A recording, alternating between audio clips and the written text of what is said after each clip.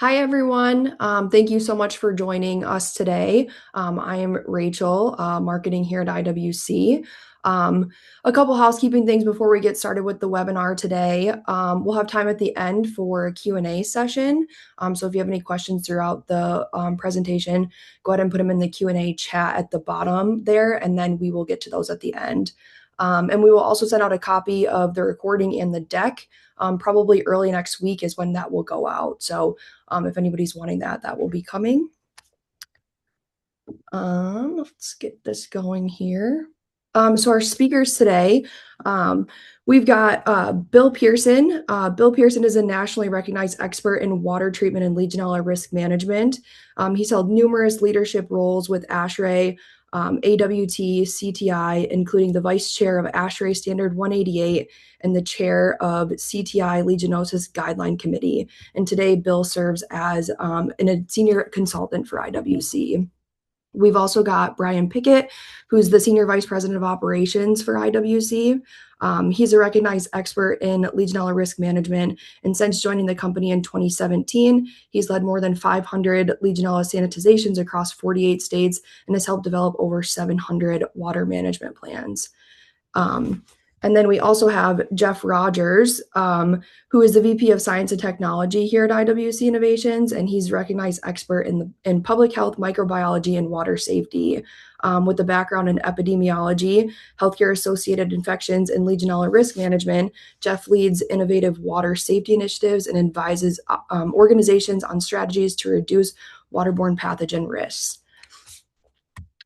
So for our agenda today, we're going to walk through the history of Legionnaire's disease, trends we've seen over the years, the regulatory landscape, what we've learned, and then what we hope to see in the future.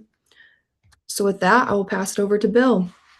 Thank you, Rachel, very much. I guess they chose me for this introduction to our topic today, 50 years of Legionnaire's disease.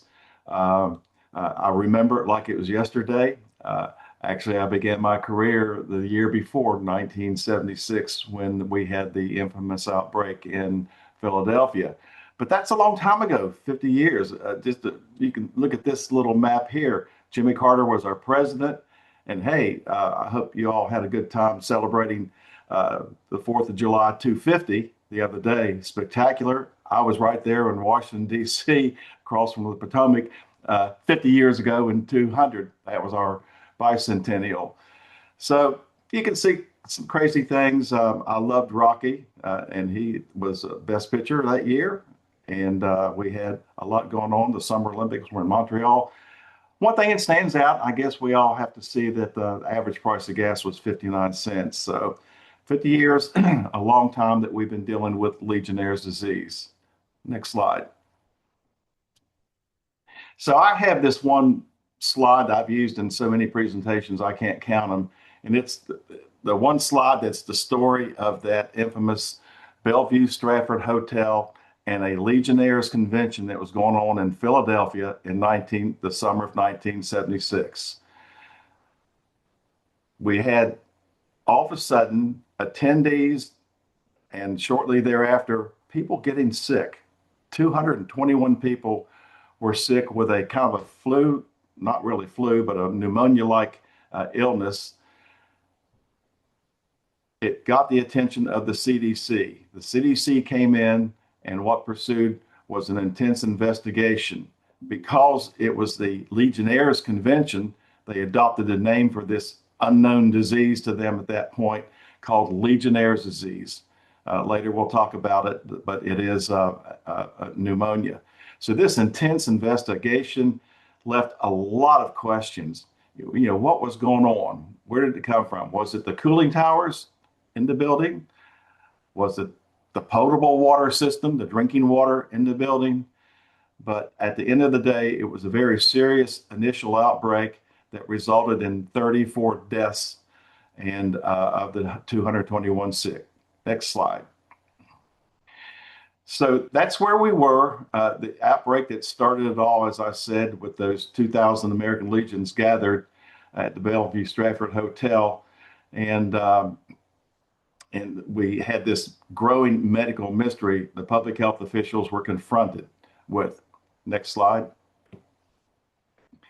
So searching for answers became what was going on. The CDC investigators launched one of the largest investigations in U.S. history. Uh, Remember, in 1976, we were kind of involved with the Cold War that was going on. So there's a lot of speculation. Was this an actual disease, or was there some type of terrorism? Did the communists, did Russia, somehow, get water into this essentially veterans Legionnaires conference convention, and just a lot of questions. And many months passed by. Next slide. And we finally had it discovered, so to say. It was our leading microbiologist, Dr. Joseph McDade at the CDC. And what happens was they didn't have a way of doing a test for the bacterium that was found. And once they discovered that test, they went back and looked at some archived tissues samples from undiagnosed disease, and there it was. They had named it now Legionella pneumophila. It's not brand new bacteria. It's been causing disease for eons. So Legionella was picked as the name after the convention, the American Legion Convention, and pneumophila, the species, is Greek meaning lung-loving. That's where you have your bacterial infections that cause pneumonia. So Legionella pneumophila, disease became known as Legionnaire's disease. I still like to refer to it when people say, what is Legionnaire's disease? Some will say, I think I've heard of that. Didn't they cure that? In other words, they really don't know what it is. It's pneumonia, bacterial pneumonia, named after the bacteria discovered in 77 after the outbreak in 76 called Legionella. So I like to refer to it as Legionella pneumonia. Now we all know what we're addressing in terms of needing to prevent this disease. Next slide. So how does it spread? I'd like to mention. The investigators eventually linked it to the cooling towers at the Bellevue Stratford Hotel. That's a little bit unfortunate because for the next decade, Legionella bacteria, Legionnaire's disease, would be associated with cooling towers. And it wasn't until a paradigm shift with the research that was done in the early 80s did we actually discover that it is more significant as a source of disease and causing disease, actually not in cooling towers. Certainly they're there, significantly there, but in our potable water, our drinking water systems, and systems part of our building water systems. And how does it spread? It's spread by not per se drinking the water, but by having the water, fine droplets of it inhaled where it can get into the lower parts of our lungs. And of course, you'd have to have the bacteria in there. The reason why I say typically not from drinking the water, and if you have a issue when you drink water, instead of it being ingested straight down the esophagus into the stomach, you're not going to get the disease. But if you have any kind of a swallowing problem, a choking problem, it can cause it to aspirate then directly into the lungs. So it's our fine mist of water, and you start thinking about the devices that can produce fine water mist, like shower heads, even our faucets. If that water system has Legionella in it, and if it's of there's a lot of ifs here, of a virulent type or variety that Jeff Rogers will talk about that aspect of Legionella later. And if you have susceptible host. Let's just go ahead and get one thing I always like to point out, that this is a very common bacteria in our environment. But actually contracting the disease, the serious pneumonia, is rather, I don't like to use the word rare. I've had a couple of friends with Legionnaire's disease, and they said it wasn't very rare to them, or assuring that it was rare. But probably, according to the CDC, less than around 5% of the people pose as a susceptible host to contract the disease. Healthy people encounter Legionella through the various aerosolization methods too, inhaling it in, and don't get the disease. But the discovery that established the connection between building water systems and disease transmission was extremely important. Next slide. So what is disease? I think I've kind of already led the background here. It is a pneumonia, and you have to have a water source that contains this bacteria. Then you have to have a transmission route of exposure of the contaminated water to enter to the lungs. And then you have to have that susceptible individual with risk factors that increase, their vulnerability. That's why it's more well known in our senior environment spaces, long-term skilled nursing, healthcare facilities, and amongst immunocompromised people, that present being more vulnerable to actually getting Legionella pneumonia. Next slide. So something that was very, very important in the water treatment industry, which I was in before 1976, we dealt with bacteria in a lot of environments, in the cooling towers and in other water systems. And there was biofilm that it's associated with. And this discovery became very important. I actually know Dr. Bill Costerton, or knew him. Unfortunately, he's passed away. But the colleagues that most bacteria naturally live in the surface-attached matrix protective communities called biofilm. And that becomes very important, not only in understanding how Legionella bacteria can be protected from the environment where you're trying to get rid of them, particularly with some type of disinfectant. We call them biocides. If they're all protected in the biofilm, that makes it much difficult. And then we'll talk a little bit more, but that did impact the water treatment industry. If all the bacteria were what we call free-floating, swimming around in the water, it'd be relatively easy to disinfect and quote, get rid of them. But when they're in these biofilms, that's a very protective environment and just makes it very tough. And we have to deal with that in the Legionella world through our water management plans when we encounter systems that have cases under investigation and we know that there's Legionella in the water. We have to figure out how can we eradicate it. Next slide. So what continued on, though, were outbreaks. They continued worldwide, not just the U.S. and not in any particular state. They kept going and going and going and going. Next slide. And you can see these are just some examples of just of general interest for you. Next slide.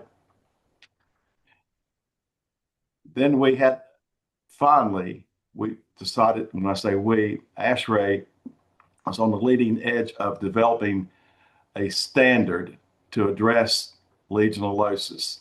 They had a guideline that had existed since 2000, and that was actually called Guideline 12-2000.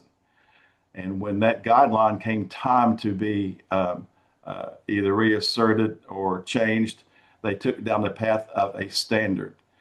Other countries, had standards addressing Legionella, but in the U.S., we had nothing, at that point. In 2005, when this committee was formed, and the committee spent 10 years of writing this standard, and it was released in 2015 to become then the first and still the only standard that specifically addresses legionellosis or Legionnaire's disease, Legionella bacteria. Since ASHRAE has developed another standard that is more applicable to other waterborne or known pathogens. So that was quite an endeavor.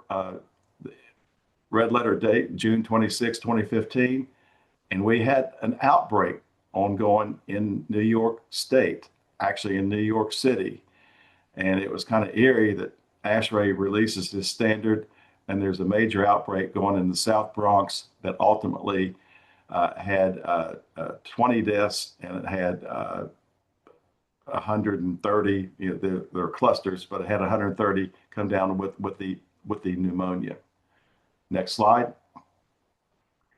So ASHRAE did with this set the standard, and ASHRAE is not an authority having jurisdiction, so it didn't require anyone to be in compliance with the standard, but it's written in what's known as code language, where authorities that do have jurisdiction often adopt ASHRAE standards.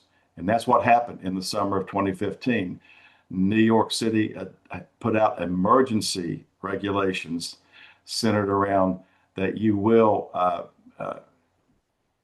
basically be compliant with the new ASHRAE standard 188. Going back to the problem I mentioned earlier, the outbreak in New York was also ultimately associated with cooling towers, and they specifically said you must adhere to ASHRAE 188, the section applying to cooling towers. They did not, at that point in time, really address the fact that we now know that the Legionella is very common in our building water systems, in our potable drinking water systems.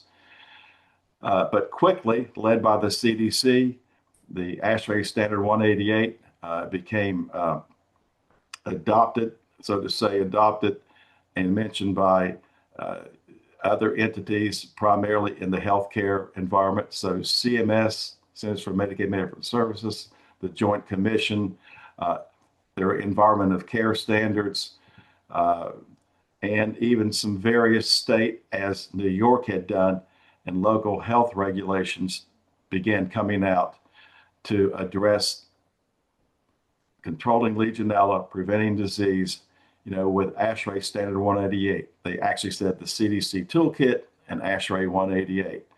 So this was industry guidance from the CDC, and other public health organizations have been guiding this water management plan. Water management plan is the vernacular that came out of ASHRAE standard 188. That's designed for dealing with Legionella. Next slide. So I'm going to spend just a few seconds here. I'm going to be expressing my strong opinion, and others hold it too. We're talking 50 years. So what has happened in 50 years? That's when the ASHRAE standard, well, that's for Legionella, but the ASHRAE standard has been out since 2015. What's happened in the past 25 or 6 years? Has it been quickly adopted? No, it hasn't, unfortunately. And it still is the exception rather than the rule in many facilities that should have a water management plan, that they indeed have one.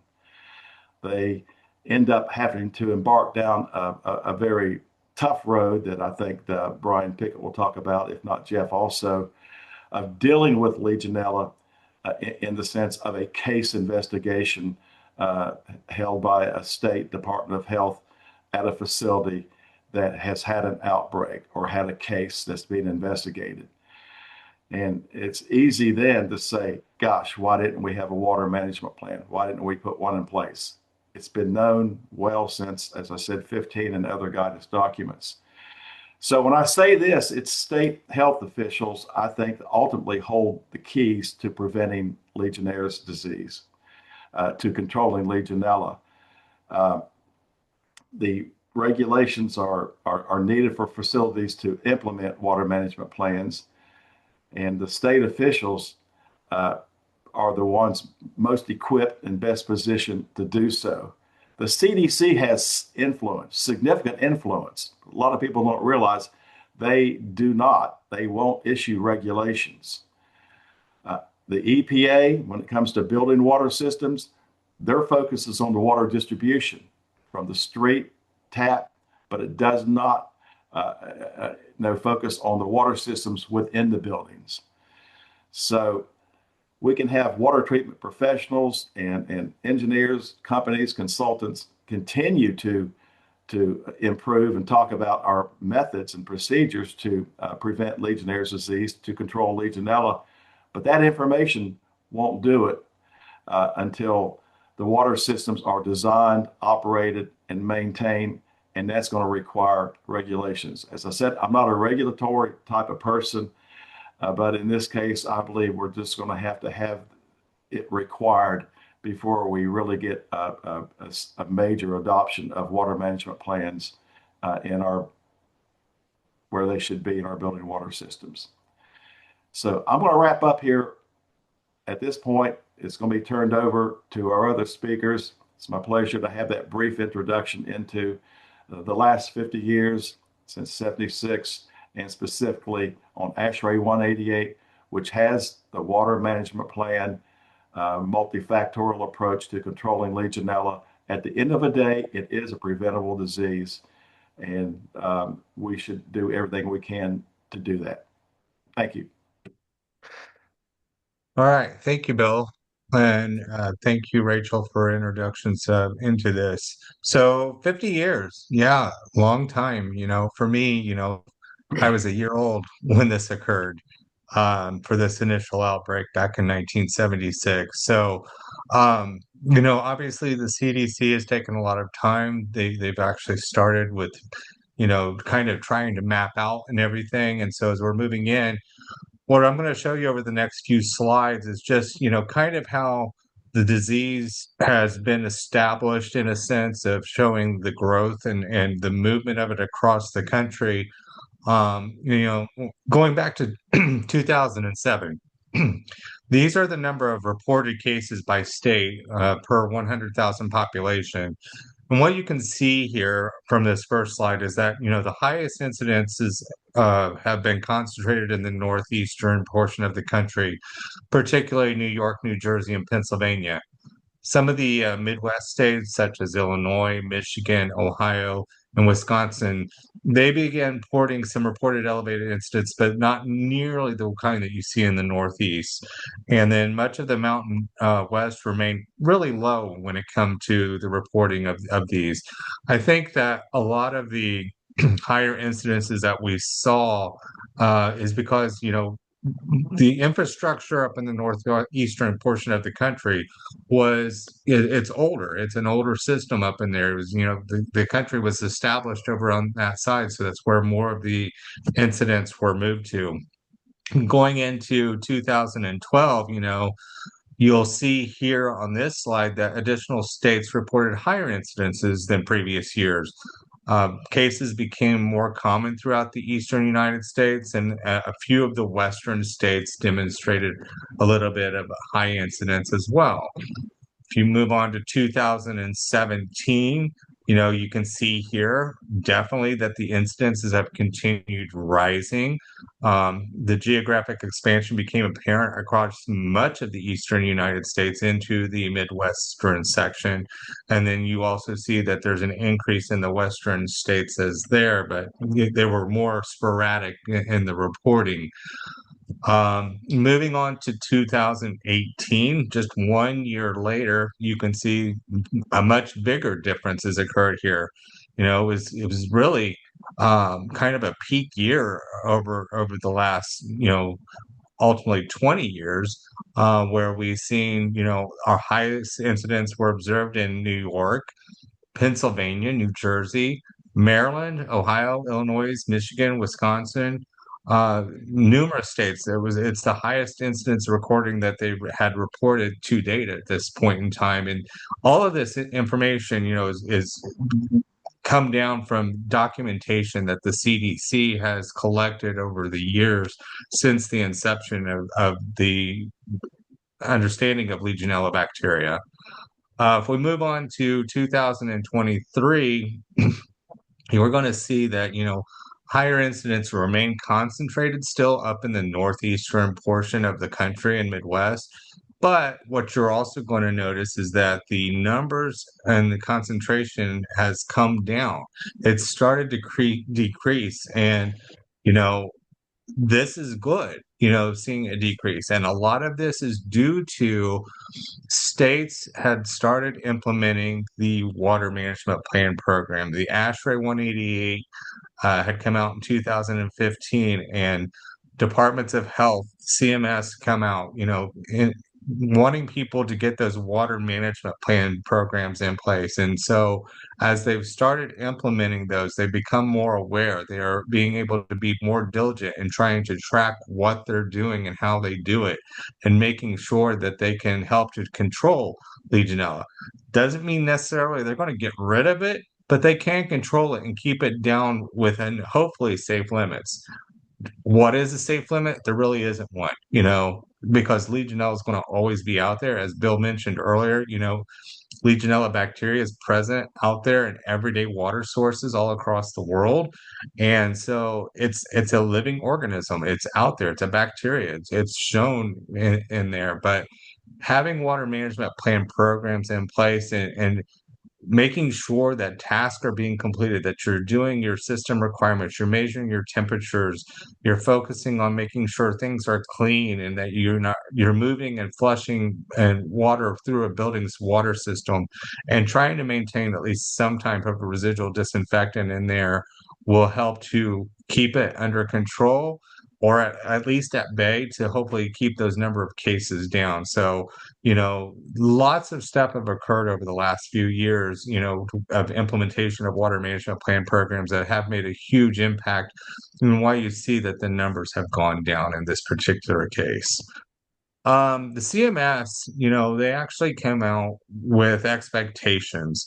They wanted facilities to actually conduct a facility risk assessment, to try to identify where Legionella and other opportunistic waterborne pathogens could grow and spread.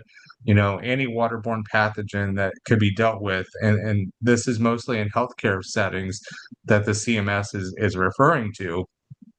But they wanted people in the healthcare industry to implement a water management program. And that water management plan program needed to make sure that it considered the ASHRAE industry standard, as well as the toolkit that the CDC had put out. And specifically, we use the acronym STAR, and that acronym stands for: S is for sediment, T is for temperature, A is for the age of the water, and the R is for residual disinfectant. And you wanted to be able to focus on those things as a part of your water management plan program, having control measures in there, being able to manage your temperatures the best you can. Obviously, we know in healthcare settings, you have scald protection regulations that you have to be concerned about, but that doesn't stop you from heating and storing the temperature, or storing the water at a higher temperature. It's just you may have to have like what we call a mixing valve, or a point of use mixing valve, in place to be able to temper that water down so that it doesn't exceed scald protection regulations that you may have, based on your facility and the state that you're in, because they do vary state by state. And just being able to watch what that monitoring is. So CMS kind of was a part of the initial, getting that out there, of the expectations really that they wanted to see in hospitals, long-term care facilities, and healthcare SNFs, to be able to cover what we're looking with, and trying to control Legionella bacteria growth within a water system. The Joint Commission, they kind of followed suit, in 2023.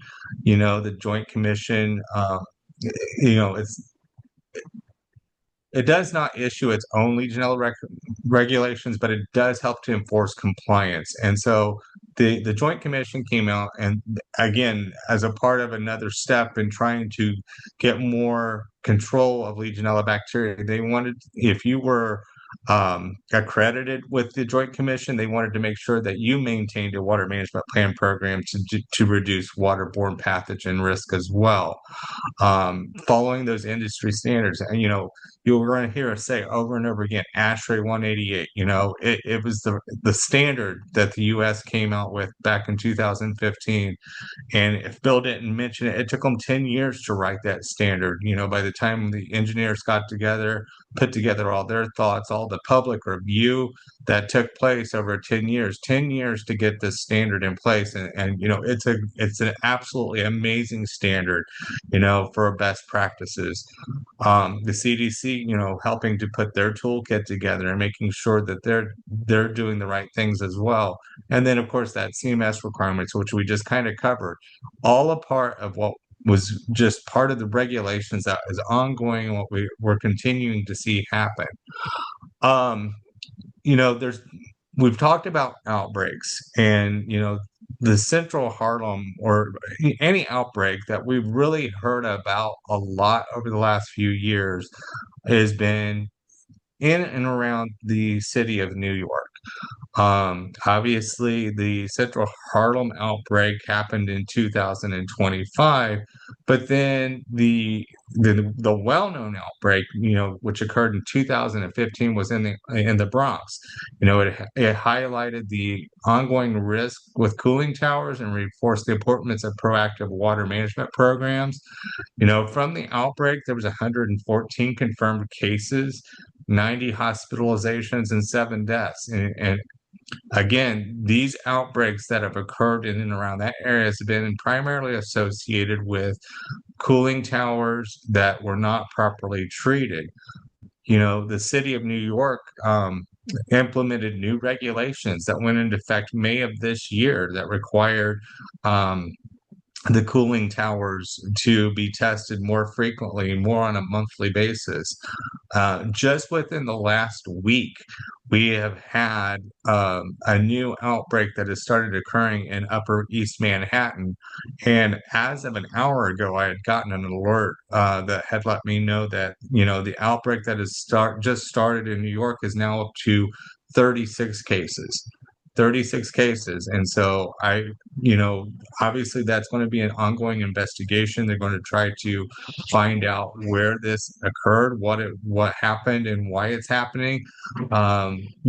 We can assume that it's associated with a cooling tower, but until they get the investigation complete, we won't know. But I do kind of expect to probably see those numbers maybe increase slightly. I hope they don't go up any further, but every time an outbreak occurs, especially when it's in New York and it's associated with cooling towers, those become pretty significant. So New York implemented some additional, what they call Local Law 77 and 159. And this just increased, it covered their testing frequency. They made the owners of buildings to register their equipment for reporting purposes. They had to make sure cleaning and disinfection of cooling towers was occurring, and that they were for reinforcing documentation and record keeping. They went as far as making sure that the cooling towers are registered, that when they're cleaned, when you test, that all of these results from all the stuff that they're being forced to do has to be recorded and uploaded to where they can actually see it. And if somebody did not comply, they obviously were assessed with penalties. Continuing on, their Illinois skilled nursing facilities in 2022, they implemented additional testing policies there, that you must maintain at least some type of testing policy. Excuse me. So they put an administrative code in out there in Illinois, and the policy said that you had to have a facility risk assessment, a water management plan program that documented Legionella testing protocols and the frequency. And if you did not have them, obviously, first time they're probably going to say, "Hey, you may not have known this, but here you need to make sure that you're doing these things." You needed to be able to provide records available to the Illinois Department of Public Health upon request that you're doing what the law says. So, as we continue down regulatory, Ohio, the state of Ohio, they implemented water management plan programs in 2024, went into effect on July the 12th, that required the facilities to have water management programs, and that it focused on Legionella and other waterborne pathogens, and that it had to follow CDC guidance and infection control best practices. Hospitals were required that they had to have the water management program and Legionella risk with validation testing, monitoring, investigation procedures. So, we're just going to continue to see these kinds of things happening. currently New Jersey, they additionally went on to Senate Bill 2188 that got signed into law back in September of 24. And, it basically said that any building within the state of New Jersey had to implement a water management plan program that was based on the ASHRAE 188 standard, with the ongoing monitoring, documentation, and corrective action, and just making sure that the plans had to be developed by September of 2026. So obviously, that time frame is coming up very quickly. We're only literally over 2 months away from that, and that you had to have your full program documented and implemented by December of this year. Maryland is also working on House Bill. Uh, well, actually, they passed House Bill 204. This bill actually goes into effect on October the 1st, and it's covering buildings that must implement water management plans by October 1st of 2027. So it goes into effect October of this year, and you have to have it fully implemented. Again, it's water management plan programs for covered buildings that's based on the ASHRAE 188 standard. And so we're just going to continue to see these going on. Um, Bill's talked a little bit about case investigations as well as I have in the outbreaks. And, one of the big things is, the key here is making sure water management plan programs are in place and that they're being implemented, that you're doing the documentation and follow through. And the CST, which is the Council of State and Territorial Epidemiologists, they have put together a program back in 2023 where they are using a tool to actually grade water management plans for the effectiveness of Legionella water management plan programs. And so they can take your water management plan and they have this tool they can go through and check off all the boxes of what is in your water management plan. Does it have all the appropriate components that aligns with the ASHRAE 188 standard and the CDC water kit? It reviews all of the critical program elements, making sure that you have a water management team, that you've done a system analysis and created flow diagrams to document, that you have control measures and monitoring and corrective action and verification and validation activities. And so they'll take your water management plan programs and actually score those based on that. So what have we learned? What we've learned. Obviously, IWC came about and was started 2016, November of 2016. Brian Waymeyer is our owner and founder of Innovative Water Consulting as a water treatment company. That was the initial name of the company.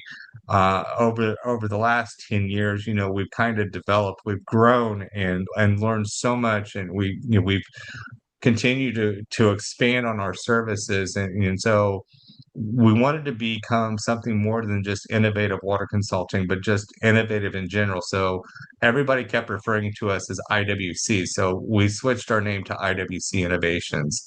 And so, we've honestly, we cover water treatment. I was a part of the creation of the water management plan program here at IWC that started in 2018, which is still being used today. It was a proprietary app that was able to just go in, collect information, and was able to spit out a water management plan pretty quickly. It was amazing. So we're going to continue to grow. Source of Legionella, could be non-potable water from cooling towers, as Bill's and I've talked about, to just the domestic water system. There is so much that needs to be done when it comes to water because it's where Legionella comes from. And as Bill said earlier, it's a waterborne disease, the bacteria itself. And aerosolization is the largest source of exposure to any individual out there. Can you get it from drinking? Yes, not as high of risk, but somebody is challenged with aspirational issues, or it gets into the lungs from drinking and it just goes down the wrong path, that's how it's going to get into your lungs. So it's always got to be careful of what you do and how we're doing it, making sure things are being followed appropriately. The departments of health, the state and local departments of health are playing an increasingly active role in prevention of Legionella and the response. They're becoming more aggressive, which we like to see. It's helping to make sure people are accountable and that they are following through with the requirements and expectations that needs to be done, and making sure that people are actually being protected. And so, it's that enforcement of the water management plan programs and making sure that you're doing what you need to do. That's why surveys are out there consistently reviewing and looking for to make sure you have that and that you have at least some type of testing in place. There is certifications. The ASSE International put out a standard 180, or can't remember the number right now off the top of my head. 120. There you go. Thank you, Rachel. Um, got sidetracked there for a second. But I'm happy to say that I actually have that certification, as a lot of our team members do. It's something that is one of the things that some of the departments of health are nowadays looking to ensure, that when you're working with a water treatment vendor, that they do have at least some type of certification program in place. And that went in full effect in 2020. IWC today, we're obviously, we've got a lot of business in the United States. We've had business in Canada and done some business up there. Currently working on expanding into Latin America, but we've been able to test over almost close to 1,200 facilities, and a lot of those would be repeat customers. But we're continuing to grow in that field. We put in place over 700 water management plans.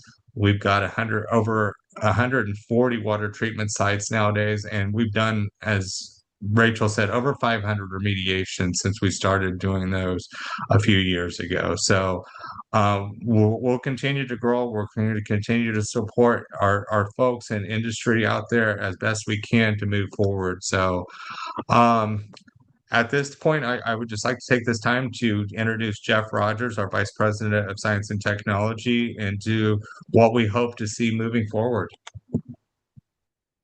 Thanks, Bill and Brian. You guys have really set the stage for what we'd like to see going forward. Next slide.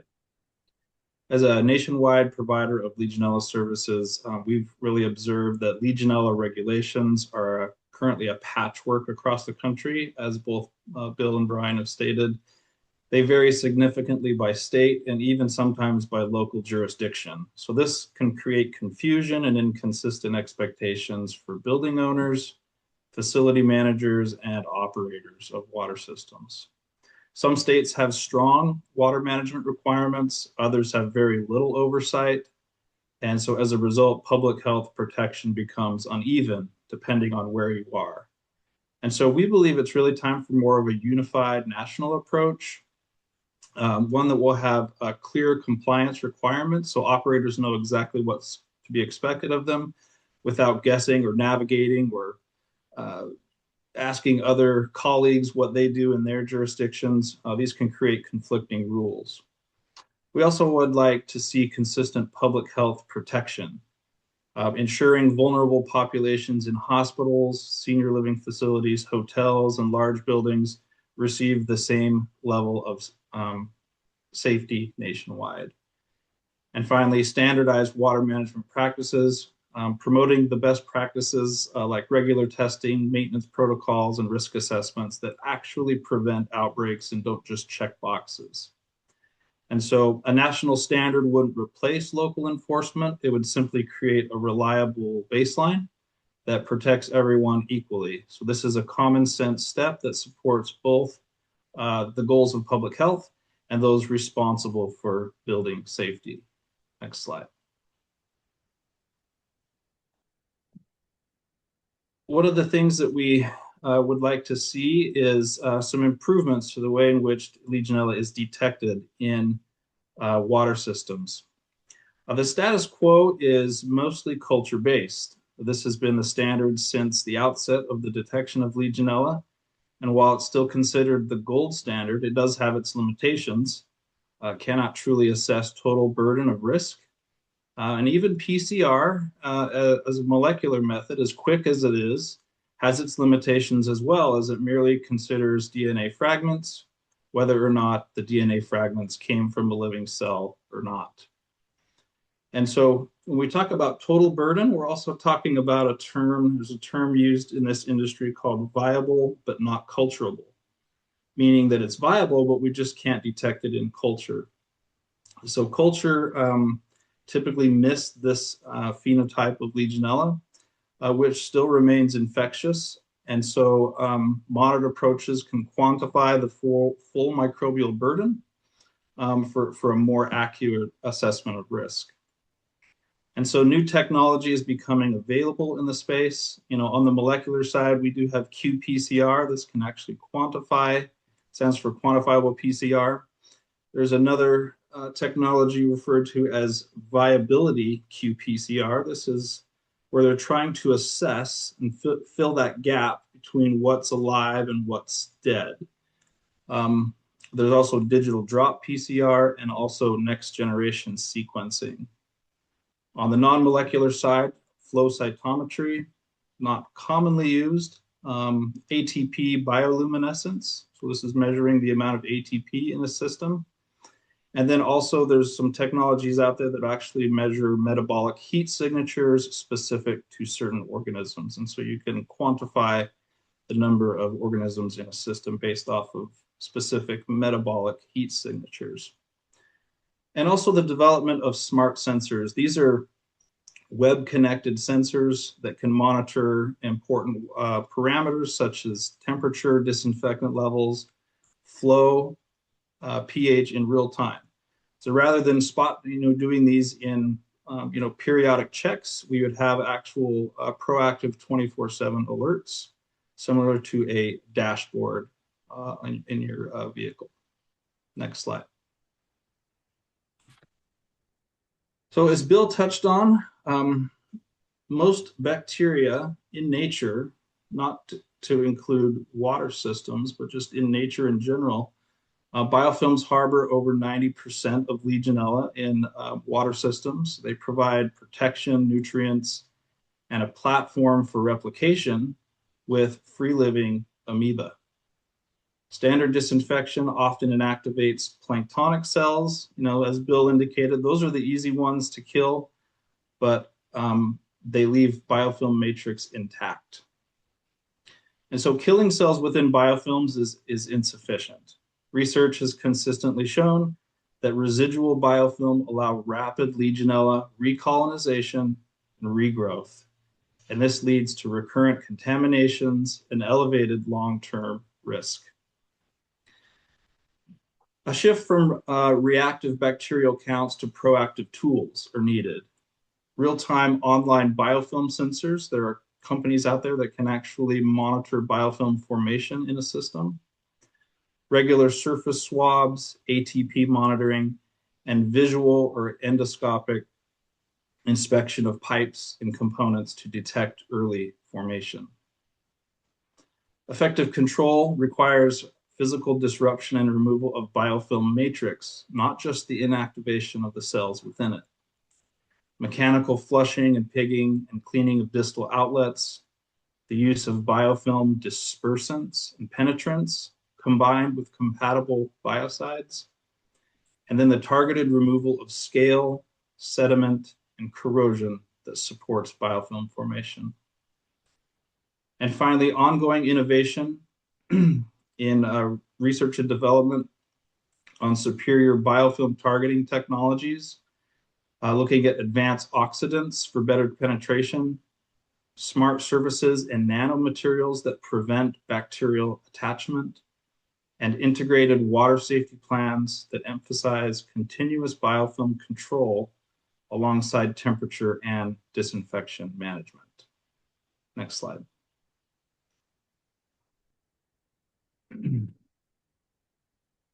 So again, most people, when they think of Legionella as free-floating in water, but its true survival strategy is far more sophisticated.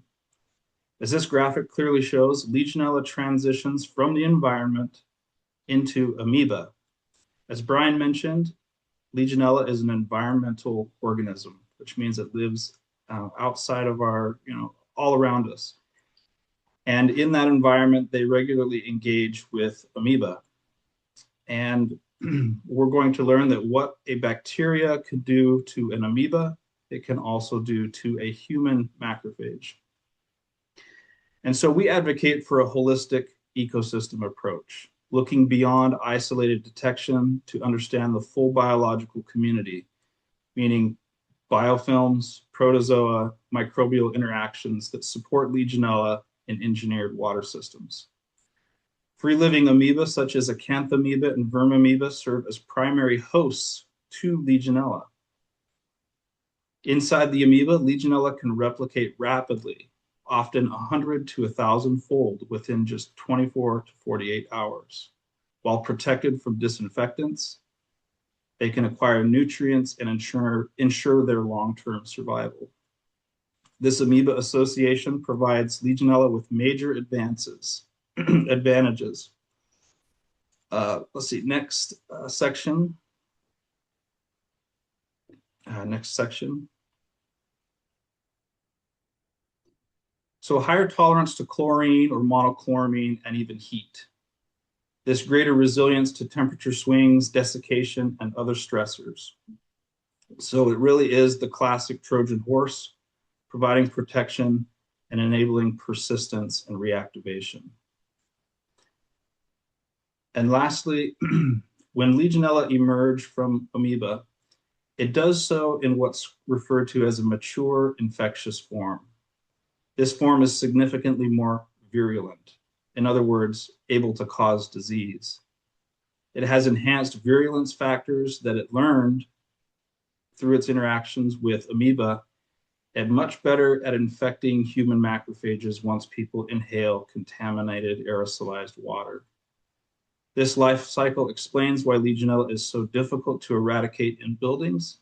And so effective water management must address not only the bacteria itself, but the protective ecosystem that allows it to thrive and become more dangerous.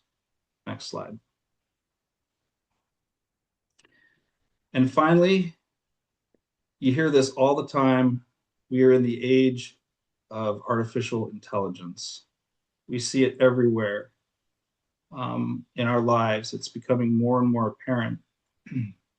What we hope to be able to leverage this technology that AI and machine learning integrate multi-omics data, such as genomics, proteomics, sensor streams, and historical records to map out complex Legionella ecosystems in real time, revealing interactions between biofilms, free-living amoeba, other protozoa, and environmental factors that traditional methods cannot capture. Secondly, AI models can forecast Legionella growth, virulence amplification, and outbreak potential days or weeks in advance by analyzing temperature, flow, disinfectant levels, biofilm formation signals, and amoeba dynamics, enabling proactive interventions instead of reactive responses. And finally, AI-driven systems can optimize water safety plans through continuous learning, recommending targeted biofilm removal techniques, smart sensor placement, dynamic disinfection protocols, and automated alerts, dramatically reducing exposure risk to this deadly waterborne pathogen. And we can prevent this. I'm in agreement with Bill.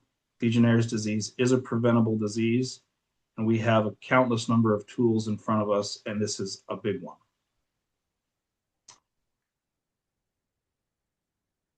Awesome. Thank you guys so much. We've got a few minutes here for the Q&A. If anyone has any questions, if you want to throw them in that chat there, and we will get to them. Let's see what we've got. Yes, the recording will be available later. It'll be on our website, and then you'll also receive it in an email. Okay, you were talking about Legionella. What about NTM? What do you know about it, or what are you doing about it? I don't know which one you guys want to take Yeah, that I can one. take that one. Um, so one of the other guiding documents that ASHRAE has put out is Bill talked in great detail about the ASHRAE 188, standard 188. There's another guiding document called the ASHRAE standard 514. This document is a little more broad in its scope in that it goes beyond Legionella and considers other waterborne pathogens as well. Um, One of the things that we really hope to see is that Legionella doesn't play by itself in the sandbox. There's lots of other interactions that it has. Um, NTM have been a problematic organism in a lot of dental offices have reported having issues with NTM.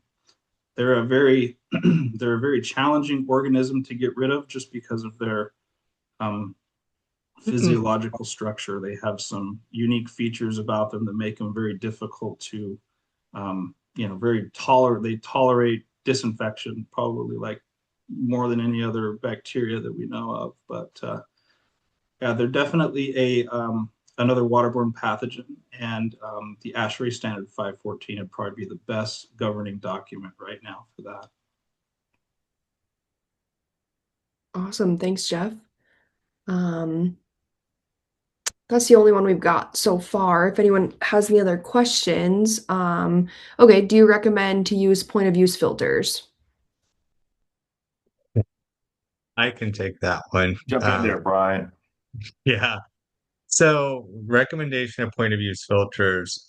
We definitely recommend point of use filters, especially if you're highly involved with a case investigation, where you know that you have a known case within a facility, because obviously we want to stop the possible transmission of any other folks getting the disease, especially if it's in the water source. And so a lot of times point of use filters are definitely used while an investigation is ongoing.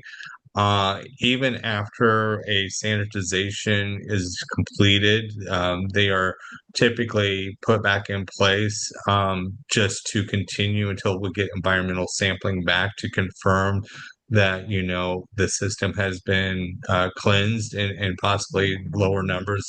Should you have had higher numbers of concentration of Legionella in the system, um, they're good for that protection. Are they a long-term solution? No. Um, because obviously, they're good in my opinion, they're good and bad. Number one, they're good for protecting your residents, but when you put those types of filters on, they filter down to a very fine pore, which is a zero point 0.2 micron. And so that actually slows down the usage or your flow of your water. And when you slow your flow of water, you're possibly allowing additional buildup within your system of biofilm or dirt or debris or just allowing. And so we don't want to restrict that flow. But when you're dealing with a case investigation, definitely want to consider those as a number one source of protecting your residents or anybody at that fact from exposure to the bacteria. Um, Bill, do you want to add anything onto that or? You hit the high points. I just want to say that next to the first thing that the Department of Health is going to do, recommending to get a consultant involved, upon finding Legionella, actually finding it in the building water system, their second thing is to prevent exposure to the facility residents or patients. And that will require strict, water restrictions, and you're not going to be free to use your potable water system to take showers. You're not going to be able to use your water system at the sinks and wash your hands and brush your teeth and hygiene without having this protective filter at the zero point 0.2 microns. So well said, Brian. Yeah. And Rachel, it looks like we've got one more question. If you want to read that, and then I think, Bill, if you can just answer that because we're almost out of time here. Sure. Yeah, are copper silver ionization systems effective in eradicating Legionella and other waterborne pathogens? Yes, this comes up often. There is no one catch-all out there. There's different modalities for uh, what we call water treatment, or including and controlling Legionella. So copper silver ionization is one. The generation of monochloramine, the use of chlorine dioxide to also to use supplemental chlorine, which is what you get from the city. Some consider, ozone and other modalities. So again, they all can work and they can all fail without taking into consideration, the requirements. Copper silver ionization, you're generating from probes. Those two ions, copper and silver. So you have to have the right water chemistry. If you have too much hardness, too much pH, those probes will scale up, and that'll change the dynamics of the ratio of copper and silver that you want. That is biocidal, against, specifically, since we're talking about Legionella. So again, All right. the consultant's favorite word is it depends, and they all have some baggage, and they all can work when properly applied. So you'll have to deal with your water treater or your consultant in that area. All right, Rachel, I think we're out of time, ma'am. Yep, we are out of time. I see there are a couple more questions. I wrote those down so we can follow up afterwards with those few that we did not get to. Bill, Brian, and Jeff, thank you guys for your time today in the presentation, and thank you everyone for joining. Like I mentioned, there will be a recording available as well as the slides. Probably about Monday is when they'll be available. But if you guys have any questions, feel free to email any of us. You can always reach us at info@iwcinnovations.com as well. So thank you again, everyone, and I hope everyone enjoys the rest of their day. Yeah, thank you, All right. everybody. Thank you, Thanks, everybody. everybody. All right.